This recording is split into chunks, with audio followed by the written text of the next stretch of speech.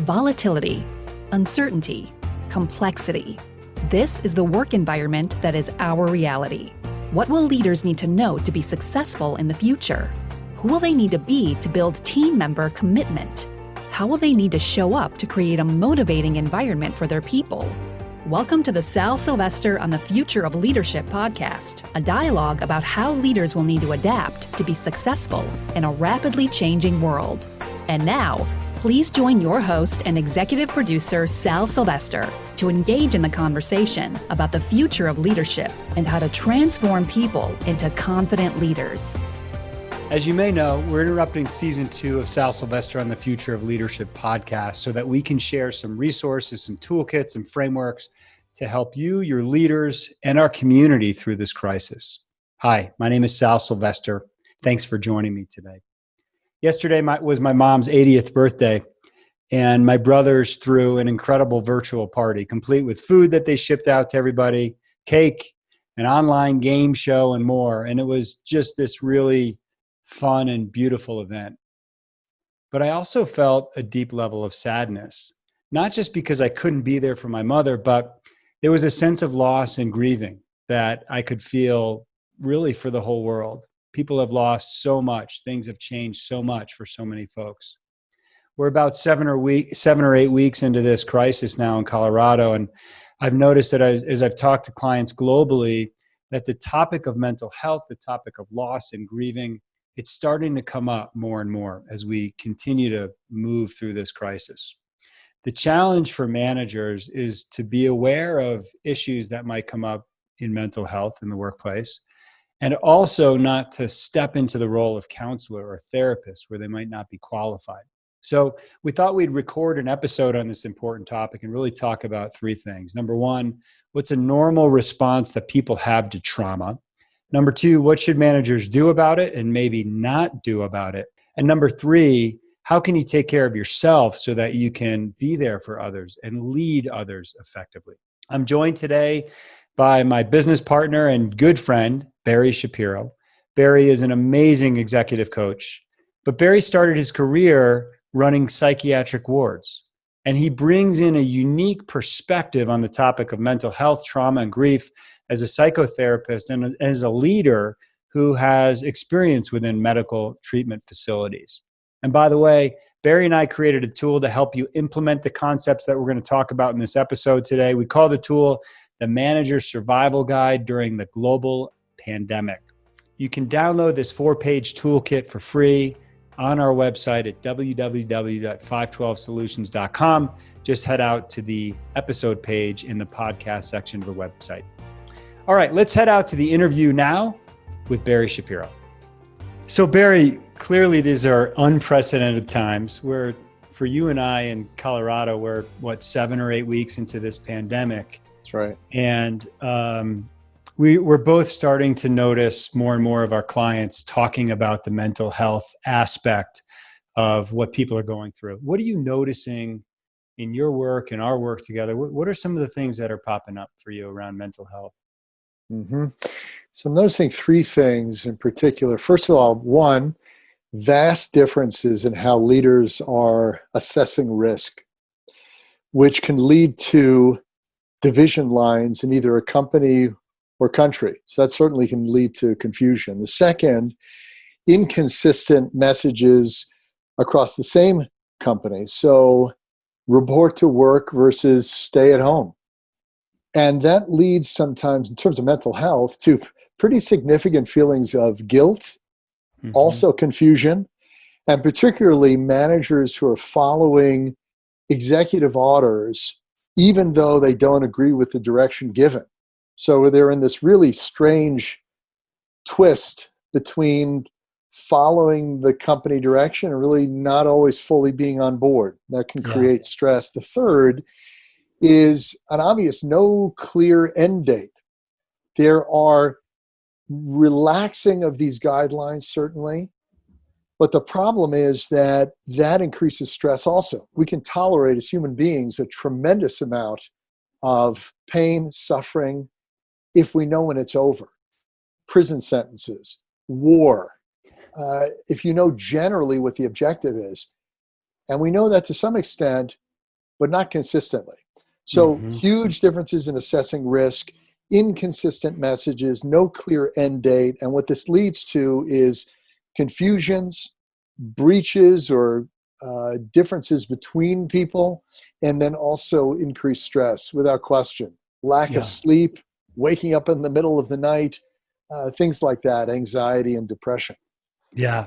I was talking to my wife, Rachel, this weekend, and to your third point around no clear end date, that was part of what we were talking about. Like if we just knew it was going to be done in September, or December 31st was our date, it would be a lot easier for us to be able to cope with and deal with.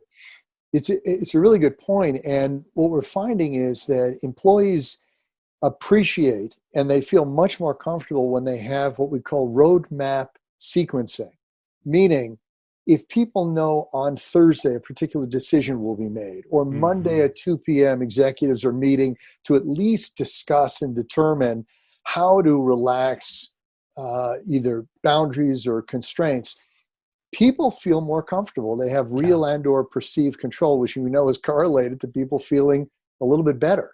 So we're figuring out some ways based on feedback from employees directly, based on some trial and error. It's not only unprecedented, there's just not a lot of data for it, except when you look in the clinical world, because we're moving toward those kind of challenges. These are not just employee standard work challenges. These are, in my opinion, moving more toward clinical, personal, emotional challenges. Yeah, I think you're right. And on top of all those areas, there is also an unprecedented level of personal anxiety that's happening. So as I look out my office door here at home, my 6-year-old and 3-year-old are going through some form of homeschooling. And we're very fortunate that my wife's at home and she's able to really handle that, but it's stressful. And there are people where both parents or both partners are working and trying to homeschool kids, or someone is at home that is immune compromised, or there's an elderly person at home, or there's economic and financial stress. Like there are a number of personal burdens that I think are adding to the mental health concerns, if you will, as well. Case in point, Lydia, my wife, asked me earlier today, who's going to receive the delivery of groceries? And I'm trying to coordinate with coaching sessions and facilitated session. When does that even happen? The mechanics of how to make that happen. And look, I think any coach, any facilitator and leader worth their salt experiences and or talks about it also. We're not immune to that. Just like counselors are not immune to being depressed and anxious. In fact, oftentimes they have more experience with it, part of what could drive them into the field in the first place. And I know, you and I are driven by a keen sense of curiosity and trying to get to root causes of things. So, we want to call that out too. I mean, I feel all of that. I feel the obvious excitement of what can be. I'm a creative guy, so I look for what can we do differently than others have done? How do you make virtual experiences more engaging? So that part gets activated. The stress for me gets activated with my own kids, Sophia and Ruby. They're 3 years old and 10 months old. Right? They have a right. Oh, well, thank you. I'm biased, but thank you. They're relentless in their own needs, which dial up during these times. And finding the rhythm so I can sleep well and I can be of service to people. But I think we have to realize that too, that I think the best of us helping have to be as much personally aware of what the heck is going on with us as it is being, we're cured, we're fine, we've got it figured out, let me help you. And I find that, like anything else, you can relate better to people, all of us can, when we know that it's normal to not feel normal, even the best of us, the most clear of us, and so on. So I think that's a secondary, third level, next level of experience. Yeah. And it is normal to not feel normal. I think part of what we want to talk about today is it's helpful as a survival guide, if you will. It's helpful for people to realize that there is a normal response to trauma Yes. like what we're going to. And part of what you and I have leaned into during this crisis with our clients is the Kubler-Ross grief cycle Right. that Elizabeth Kubler-Ross wrote about in her book On Grief and Grieving. And there's 5 phases to this cycle. Barry, maybe you can just lay that out for us. Sure. And then that's step 1. Then we'll get into how a manager might respond in each of those stages. Sure. So the first question is obviously, why the hell would you have a death and dying model in leadership ever? Right. And the question is, what are you losing? Yeah. Because it's a model based on a response to loss of significant types. And usually it's death of a loved one or something similar. And what we're finding here is it's loss of certainly normality or normalcy. And that's part of what gets triggered. So without question, it's a traumatic event. It's a traumatic event personally. It's a traumatic event organizationally. It's a traumatic event economically, financially. So in these 5 cycles that people may be really familiar with intuitively, if not explicitly: denial, anger, depression, bargaining, and acceptance. And the first phase, denial, this is not happening. This will be over quickly. This is like a flu. It's no different. And in fact, it's probably less extreme. At a certain point, the reality is it's not just like something else. It is significant. Yeah. And we moved from most people not quite staying at home, certainly, to people in lockdown, with very few exceptions. And what happens there is a frustration, a level of anger, which is, why am I doing this? Is this even the right thing? And who's driving this major change? It's affecting my wallet. And then there's a level of anger. The third is depression, meaning anger. Freud said this, as some people may know, anger turned inward is depression, when it's not focused outward. And usually that's what happens. So the third stage that we can go through is a sense of hopelessness, sadness, or even the free-floating, not feeling great. There's sort of the blues, and it's not necessarily connected to anything that you can tell beyond the obvious event that's happening. Finally, there's this bargaining stage where you say, well, maybe if I don't go out to the bank and the grocery store and I do that for a week, maybe I'll be okay. Maybe I can just change my behavior a bit. And there are these series of bargaining tools or hopes in order for it to get better. And then finally, at a certain point, you realize, you know what? This is the current state. We're in a groove. Everybody is. Who else has been affected? I mean, think about this. An event singularly in human existence that has affected every human being on the planet and brought every motion to its knees within 70 days, if that. And at a certain point, there's some acceptance. And that's when the emotion actually comes down, not up. So denial, anger, depression, bargaining, and acceptance, usually associated with loss, death, and dying. In this case, loss of the normal life that you had just a couple of months ago. Yeah, so there's this grief that we're all facing for any number of reasons. And by the way, great article recently in the Harvard Business Review, that discomfort you're feeling is grief. And inside of that article, the author talks with David Kessler, who wrote On Grief and Grieving with Elizabeth Kubler-Ross. And he talks about there's several different types of grief that people might be feeling, and one of which is anticipatory grief, grief that is, something that we're anticipating in the future that we don't even know might be happening, or we may make up stories about where the world is going, or worst case scenario, or our brains are wired to survive. So there's this anticipatory factor that can also come into play. It's a good point. The Mark Twain statement about horrible things have happened to me in my life, some of which have actually occurred. Yeah, right. Right. And all of us can relate to that. And some of us, particularly those of us who are highly driven, perfectionist oriented, wanting to control outcomes. Part of that is what makes a great manager. Yep. But under these conditions, it can be brutally painful and misdirected.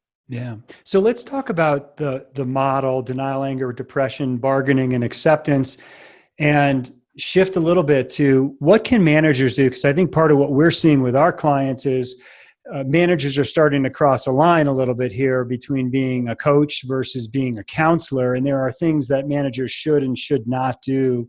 Right. In that denial phase, where it's not uncommon to see avoidance or confusion, sometimes maybe even elation. I remember at the earliest stages of this pandemic, like it was kind of exciting in this weird way, but then shock and fear at the same time. What might we notice in some of our employees at this denial phase, and what should we be doing as managers? Some of the behaviors are avoidance, discounting, or a minimizing of the events that are occurring. And in order to respond, a manager needs to decide if she or he needs to refer out. So here's a new line for managers, which is employee assistance programs, counseling, which is a different type. That's not coaching, that's not managing. And there are people who are similarly skilled in that area around which we refer. So a manager, for example, if somebody's in denial, work avoidance, fatigue, weakness, etc., can do a couple of things. One, show data. Raw, hard, non-interpretation data about the current situation and impact, as we think about it, on people and or process and or the business. The second is tell people what you know and what you don't know. And so you're basically giving them information around which they can continue in denial or rationalization, or they can open up, as sometimes happens in management conversations, where there's new information and they change. They're not living in denial. And you can also show the impact that they have on others. So a reluctance to accept a brutal fact in business can tank a business or can affect hundreds or thousands of employees. So your ability to show cause and effect, again, without judgment, simply cause and effect can be helpful in that stage. Yeah. And then, as you mentioned, as emotions go up or we shift out of that denial phase into anger, and anger might look differently. We might notice frustration or anxiety or irritation from our team members. How should a manager respond in that situation? So this is a tricky one because this is the most provocative, scary one. When you have employees that are previously pretty calm, angry, lashing out, you should look for that. Repeated examples of that, blaming. And one of the things that can be helpful, time-boxed, time-limited venting. 5 minutes, 3 minutes, not 20, not an hour, because they can turn into that. Second, validate the emotions, meaning whatever words you want to use. I hear it. You're angry. You're pissed off here. Right. You're not colluding or agreeing. You're validating. Yeah. And validating emotion, even though some managers are hesitant to go straight into the fire, and address that emotion, neutralizes the emotion, actually subdues anger often. And then finally, you can imagine, give people places to channel it, tasks, objectives, things that people are interested in already in terms of helping other employees or the business or structure, so that you can use that energy instead of blunting it and preventing it. Help it flow, almost like an aikido. You're not pushing back like the martial art. You're using that energy, redirecting it productively into some kind of outcome in business or with people. There isn't a playbook right now to address the complexity in our work environment. More than ever, leaders need other leaders to share strategies and tactics, ideas, and action plans. That's why we started our Leadership Coaching Circle. It's a 6-month program that provides a platform for an exclusive group of already successful senior leaders to support each other, to accelerate their development, and to navigate change together. Each Leadership Coaching Circle is comprised of hand-picked cohorts of 4 to 6 senior leaders. The program includes a monthly leadership exchange to elevate leadership skills and gain insights from other successful senior leaders. It includes 1 executive coaching session per month to address the targeted needs that each participant might have. There's a peer coaching element to it, and of course, access to our Coach Metrics platform for leadership frameworks, communication, session notes, and other resources. If you're interested in applying to be part of our Leadership Coaching Circle program, our next cohort's going to start in the next 30 days. Send us an email at info@512solutions.com. info@512solutions.com. Interesting, the 5 to 10 minute venting strategy. I was on a line with a client last week, and they talked about, they created a Slack channel. They called it the Not Always Rosy channel. And so it was an opportunity for people to release some emotion around, hey, the kids are driving me crazy, or I can't find flour or milk in the store. But there's this opportunity of like short time limited periods where people can release that emotion. It's great. I love it.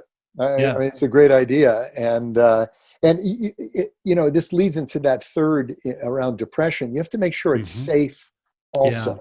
There's a heightened level of concern, of fear, depending on the person. And by the way, this is a huge spectrum.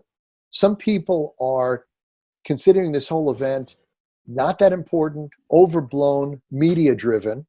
Yes. And other people are literally, I'm not using it as hyperbole, they're literally cowering at home, not wanting to leave. So you have to remember that people do have radically different reactions to this. But in either case, even in this next phase, the depression, people keeping distance from others, lack of motivation, concerns about their own health, safety, stability of the organization. You want to, again, tell what you know, don't say what you don't know, but tell people what you're doing to keep things as stable as possible is one. Encouraging people to spend more time with people that they normally do by phone, Slack, video. People can isolate, even really strong extroverts can isolate a lot more than you might imagine.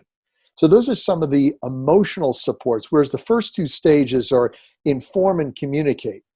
The third stage around depression, what a manager can do is provide emotional support to a limit, right? When these things continue, that's when you refer out.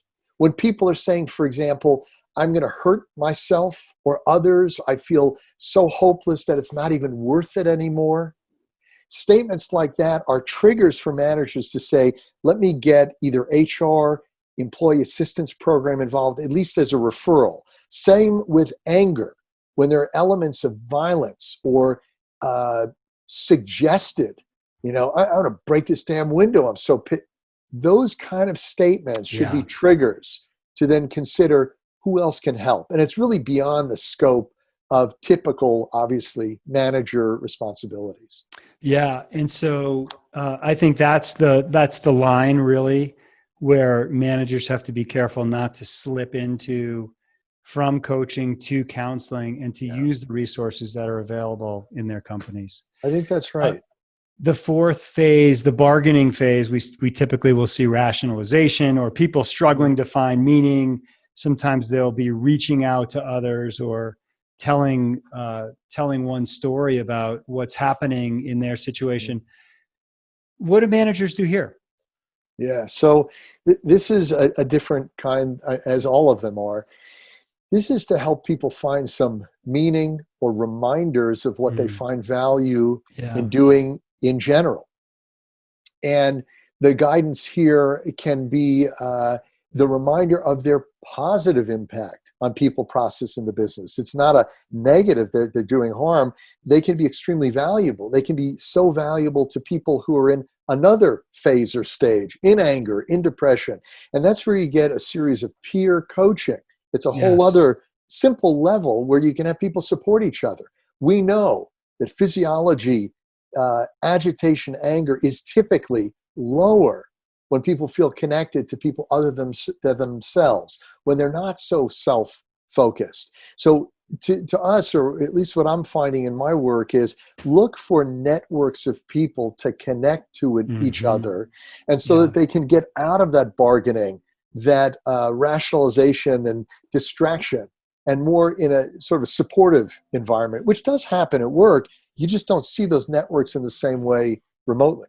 Yeah, I think more than ever, leaders need other leaders to support each other with insights and action and tactics and strategies on how to deal with what's happening. There is no playbook for responding to this. So as the emotions finally come down and we move to that last phase of acceptance, we'll typically see more openness, people seeking help and support. What's the role of the manager here?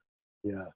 Well, certainly you want to reinforce this positive outcome as much as you want to spend the time in the negative. You don't want to ignore either. But you want to help people understand how they got there.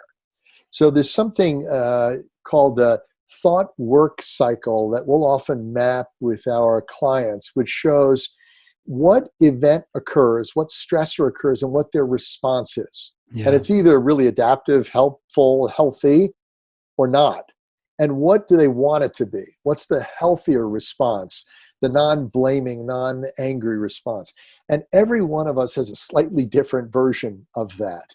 And so managers can help people see what that linkage is, which is, how did you get to acceptance? You were just angry last week. I've never seen you that angry. How'd you get here? And so both for the employee, her or himself, and or again, peer coaching. How do you help other people get to that place as well? Because we know people respond best to stress, even unusual stress like this, when they're in a state of more openness, rational thinking, preparedness, rest, and so on. And so I think it's helping people understand how they got there. And then ultimately, as all of these suggestions are, how do you then help? We talk about scaling the business. How do you scale health? How do you scale coping? Yeah. And our call, the call to action to all leaders is take those skills that you have in scaling and building and apply it here. Almost like GM and other retrofitting businesses and industries building masks and ventilators. Elon Musk and the work that he and his companies are doing. How do you then take that skill and apply it to helping people in a different way, but in the same organization? Yeah, I think there's a role here for leaders to make it safe to talk about mental health.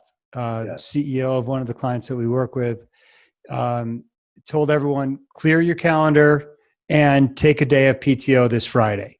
And by the way, show us a picture of what you did. So just the modeling of that, the requiring people to just talk about it, get it out there, making it okay, giving people permission, if you will, to make this topic of mental health a safe place is, I think, really critical. Good point. So mental health, we think, is correlated to long-standing performance, meaning people in bad states of mental health can be more highly productive. So bipolar disorder, for example, people can be really, have these bursts of productivity for a week or a month, and they can often crash. So we get fooled sometimes into thinking that certain types of mental illness or mental health challenges off kilter is somehow better. It's short term.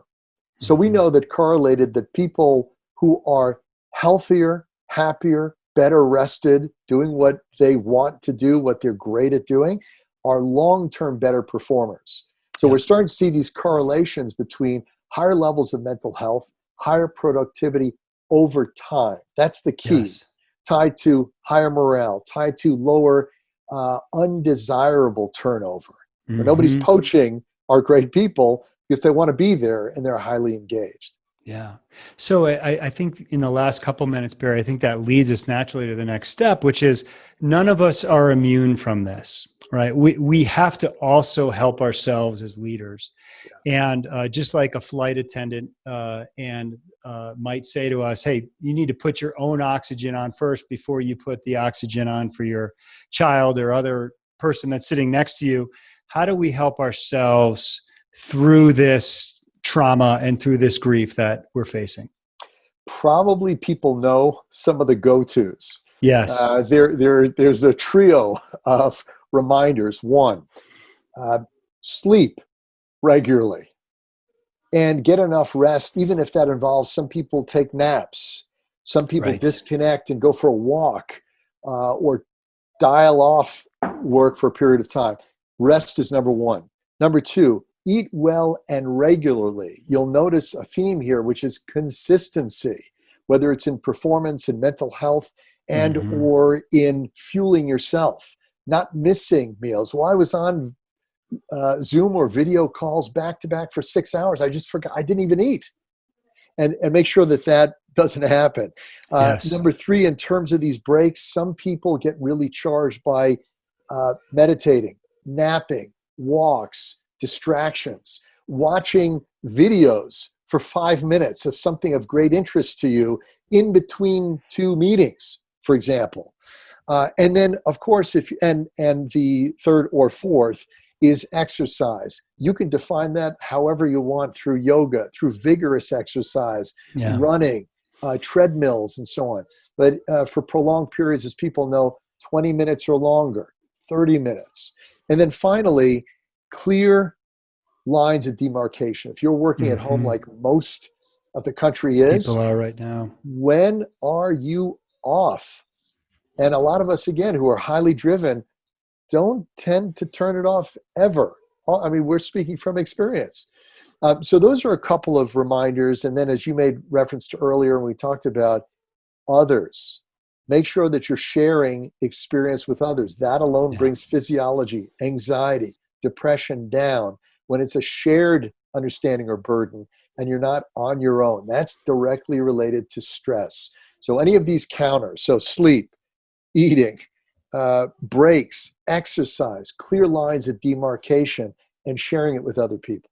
Yeah, I think that's really great. For me, part of what has been most difficult, I think, is because I think about all this as self-care, has been giving myself the permission to do that. And my tendency under stress is to get more focused, to get more disciplined, to work twice as hard. And I think in all of this, there's a lot of common sense ways that you just listed out that we can help ourselves so that ultimately we can help other people. Yeah, well said. Yeah. Barry, it's been great having you on the show. You're an incredible friend and colleague and business partner. And I know that there's going to be some nuggets in here to help our clients and others work through this traumatic experience.